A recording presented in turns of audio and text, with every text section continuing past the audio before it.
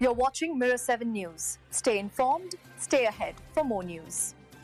Canada is facing a soaking like few others, with heavy rainfall hammering both the east and west of the country for entirely different reasons. Over the past few days, parts of Quebec have been drenched, as remnants of Hurricane Melissa mix with a strong, moisture-packed weather system.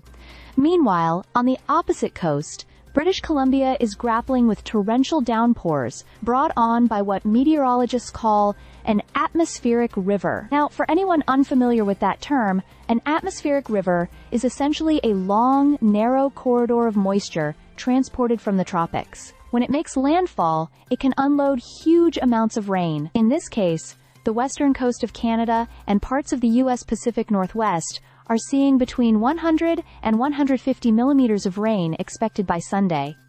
That's a lot, enough to trigger local flooding and even landslides in vulnerable regions. Experts explain that atmospheric rivers are categorized on a scale from 1 to 5, depending on the strength of the moisture flow and the system's duration. The one currently sweeping across Western Canada is classified as a Category 3, moderate, but still intense enough to cause significant effects. It's expected to remain active for about 24 to 48 hours before tapering off by the weekend. While this might sound like a disaster in the making, there's another side to it. As meteorologist Nicolas Lessard notes, such moisture can actually benefit the soil and vegetation, keeping ecosystems healthy.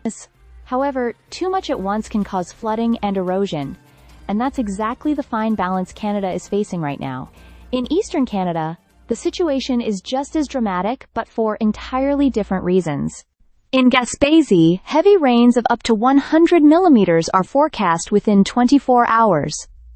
After a summer marked by severe drought, many residents are welcoming the rainfall, though local leaders warn it's arriving too late to solve deeper water supply problems. The mayor of Gaspé, Danielle Côté, pointed out that even if rain pours down now, it takes weeks for that water to seep into the groundwater reserves. Further south in New Richmond, the story is similar. Residents who rely on wells have been struggling with shortages for months. Mayor Eric Dubé described the situation as unprecedented and warned that despite the long-awaited rain, recovery would be slow.